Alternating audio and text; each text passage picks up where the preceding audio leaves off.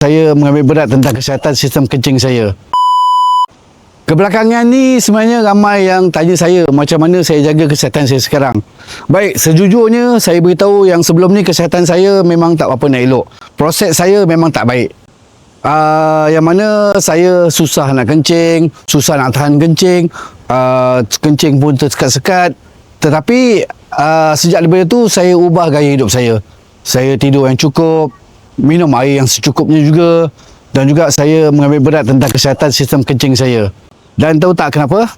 Sebab saya gunakan Betalar Advance yang melancarkan urin kencing saya, mengurangkan ketidakselesaan saya dan menambah keyakinan saya.